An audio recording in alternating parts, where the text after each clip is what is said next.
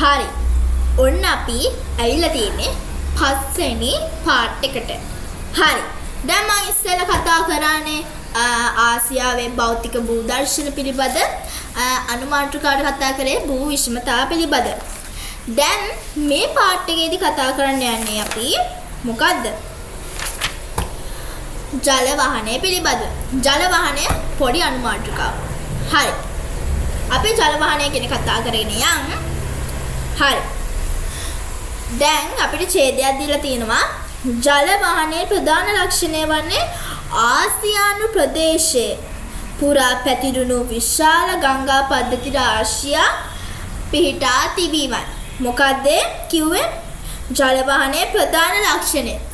දැන් term test එකට ජල වහනයේ ප්‍රධාන ලක්ෂණය වන්නේ කිව්වොත් එතකොට ඊට ගහන ප්‍රශ්නයකට A දෙවෙනි කොටසේ ප්‍රශ්නයකට A. හරි. එතකොට කරන්න ලියන්නේ මොකක්ද දන්නවද?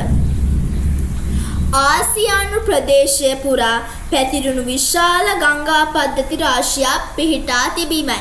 මොකද්ද? ආසියානු ප්‍රදේශය පුරා. ඒ කියන්නේ මුළු ආසියාව පුරා ප්‍රදේශය පුරා පැතිරුණු විශාල ගංගා පද්ධති රාශියක් පිහිටා තිබීමයි. ආයේ කියමු.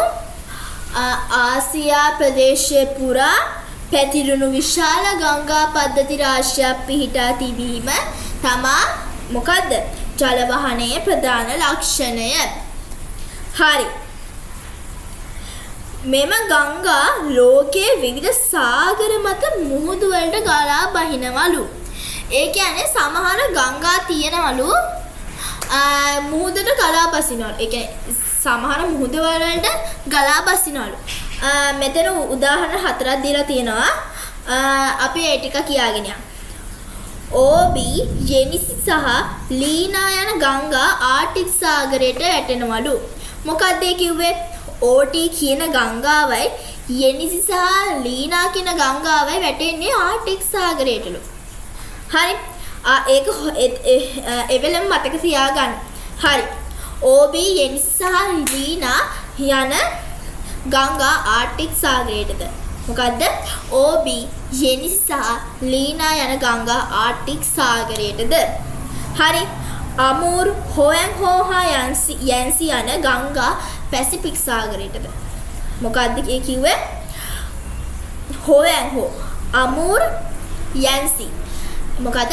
හොයන්හෝ අමූර් සහ යැන්සි යන ගංගා පැසිෆික් සාගරයටද? පැසිෆික් සාගරයට වැටෙනවද? ඔව්. පැසිෆික් සාගරයට තමයි වැටෙන්නේ. ගංගා, ඉන්දු, බ්‍රහ්මපුත්‍ර, මීකොං, ඉරවඩි සහ සැල්වින් යන ගංගා ඉන්දියන් සාගරයටද? ඉන්දියන් සාගරය තමයි වැඩිම ගංගා ගණන ඉන්දියන් සාගරයට වැටෙන්නේ.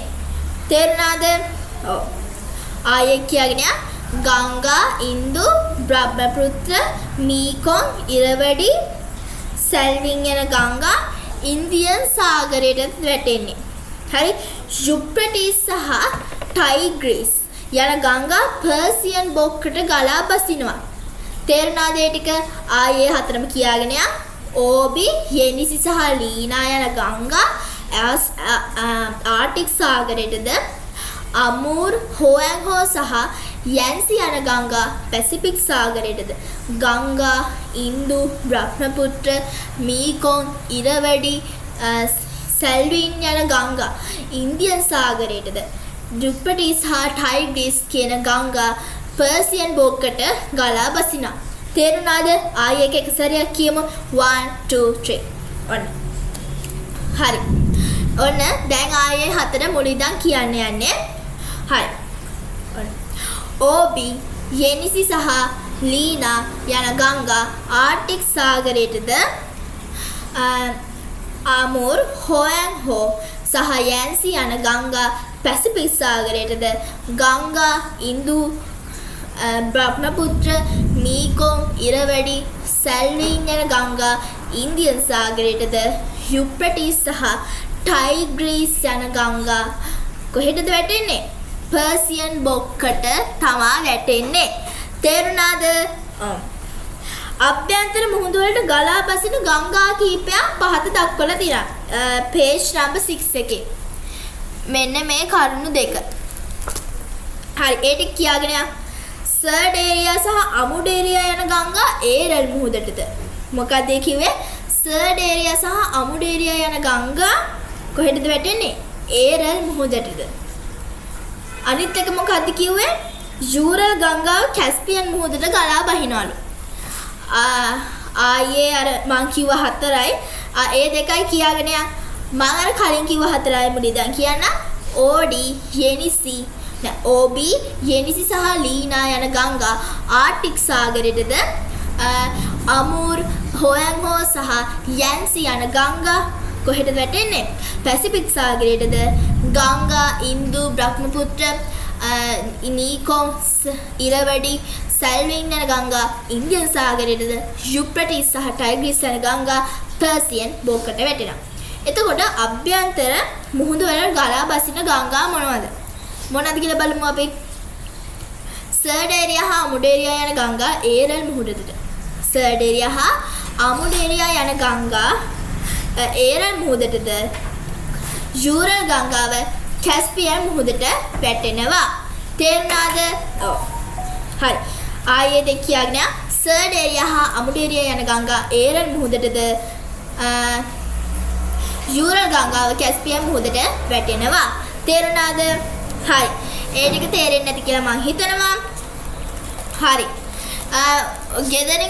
ගෙදරින් මේ හෝම්වර්ක් එක කරගෙන ඉන්න මේ සිතියමක් අරගෙන මේ ගංගාවල් ටික මාක් කරගෙන එන්න.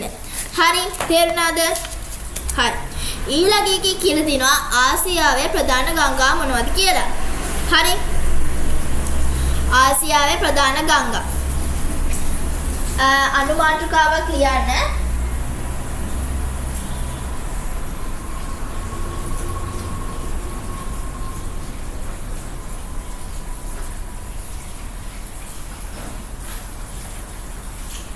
ආසියාවේ ප්‍රධාන ගංගා කියලා අනුමාත්‍රකාවක් ලියා ගන්නකො.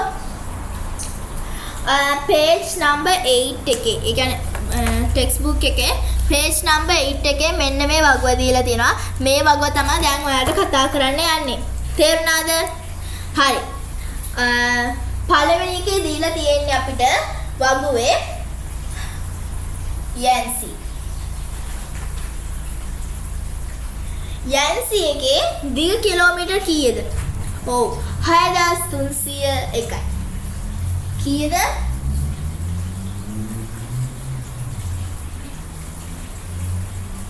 6301යි. හරි. දෙවෙනි එක මොකද්ද? හොයන්හෝ. ඒ කියන්නේ කහ ගග කියන එක. හොයන්හෝ දිග කීයද ඒකේ? දිග 5464යි. කීයද? 5464යි. තුන්වෙනි එක බලමු. මීකොන් 4909යි. මීකොන් 4000 කීයද? 4909යි. හතරවෙනි එක. හතර මොකද්ද? ලීනා. ලීනා කීයද? 4400යි.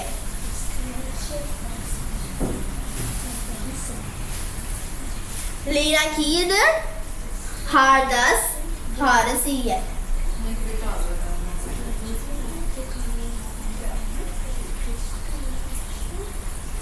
හරි. තේරුණාද? ඊළඟ එක තියෙන යෙනිසි. යෙනිසි කීයද? 4088යි. කීයද? යෙනිසි.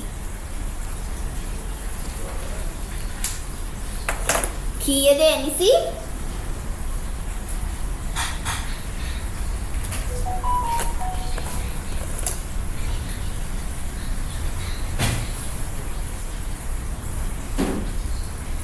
යෙනිසි කීයද?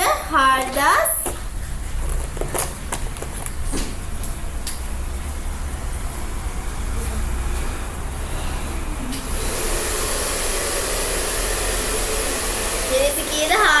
2688යි. තේරුණාද? හරි. OB කීයද කියලා බලමු. OB 3650යි. කීයද? OB 3605යි. අපි බලමු ඊළඟ එක මොකක්ද කියලා. ඉන්දු කීයද ගණන? 2500. බලන්න. ඉන්දු 2500යි. අටවෙනි එක මොකක්ද කියලා බලමු. බ්‍රහ්මපුත්‍ර කීයද කියලා? 2897.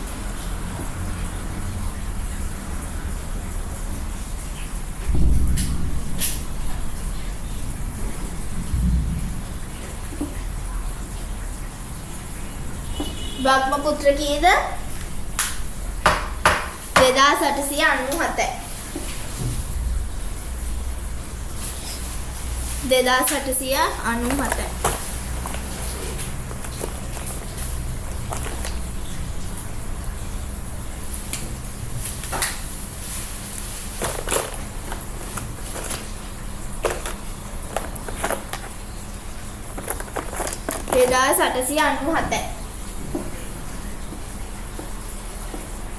තේරුණාද? හරි.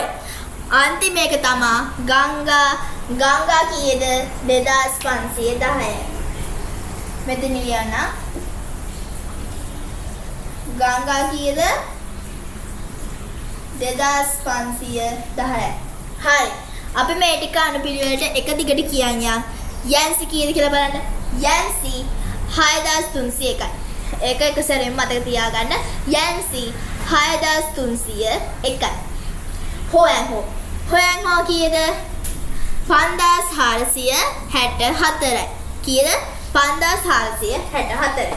මීකෝ කීයද? 4909. ලීනා 4400යි. යෙනිසි කීයද? 4088යි. OB කීයද? 3605යි. ඉන්දු 2500යි. බ්‍රහ්මපුත්‍ර 2898යි. ගංගා 2510යි. තේරුණාද ඒ ටික? තේරෙන්නේ නැති කියලා මං හිතනවා. බලන්න මේ ටික හොඳට පාඩම් කරගන්න. ආයේ ඒ ටික මතක් කරගමු. යන්සි 6301යි. හොයන් 5464යි. මීකෝ 4909යි. දීනා 8400යි. ලියනිසි 4088යි. OB 3605යි. ඉන්දු 2500යි. බ්‍රහ්මපුත්‍ර 2897යි. ගංගා 2510යි. තේරුණාද? ඔව්. තේරෙන්නේ නැති කියලා මං හිතනවා. හරි. අපි ඊළඟ එක බලමු. ආසියාවේ ගංගාවන්ගේ දිග ලංකාවේ දිග හා පළල සමග සසදා බලනලු. ඒ කියන්නේ ආසියාවන් ගංගාවන්ගේ දිග බැලුවාම ලංකාවේ දිග හා පළල බලනලු. දැන් මෙහෙම ලංකාව තියෙනවානේ.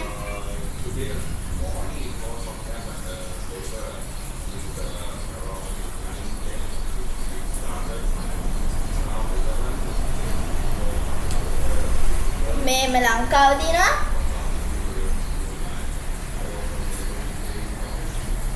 මෙතනින් තමයි දිග පළල හොයාගන්නේ. මෙතනින් කිලෝමීටර 432ක් තියෙනවා. මෙතන කීයක් තියෙනවද? 224ක් තියෙනවා කිලෝමීටර්. Excuse me teacher. අපිට ඉතිහාසයේ පාඩමක් ගන්න පුළුවන් වෙයිද 6 ශ්‍රේණියේද? පුළුවන්. තව අපිට කමෙන්ට් කරලා තියෙනවා එක්කෙනෙක්. එයා තමයි අපිට කියලා තියෙන්නේ. හරි. පේදුරු තුඩුව.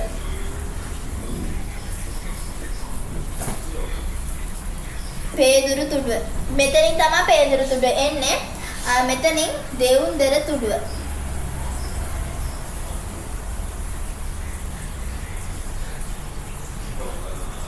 හරි. දෙවුන්දර තුඩුව. මෙතනින් එන්නේ සංගමං කන්ද. මෙතනින් එන්නේ කොහෙද? කොළඹ. ලියාගන්න ලංකාවේ. තේරුණාද?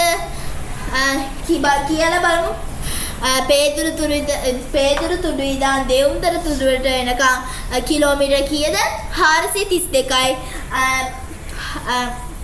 පළල බැලුවොත් කොළඹ ඉඳන් සංගමන් කාන්ත තුඩුවට වෙනකම් බැලුවොත් කිලෝමීටර් 224යි.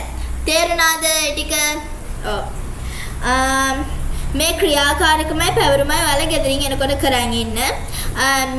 මේ ඡේදයක් තියෙනවා. ඉතා විශාල විල් කීපයක් ආසියානු ප්‍රදේශයේ දක්නට ලැබෙනවා.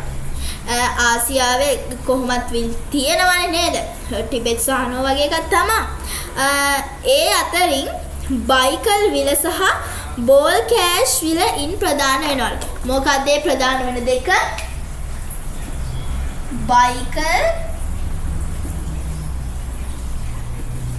බයිකල් සහ බෝල් කෑෂ්.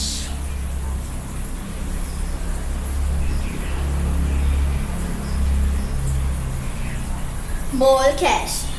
ඒ දෙක තමයි ආසියාවෙන් ප්‍රධාන වෙන විල් දෙක. ඒත් ලෝකේ ගැඹුරුතම මිරිදිය විල වෙන්නේ මෙන්න මේ බයිකල් විල. ඒක කොටු කරගන්න. ඒක තමයි ලෝකේ තියෙන ගැඹුරුතම මිරිදිය විල වෙන්නේ. තේරුණාද? හරි. ඒ අනුමාතුකා තේරෙන්නේ නැති කියලා හිතනවා මේ පාර්ට් එකේ.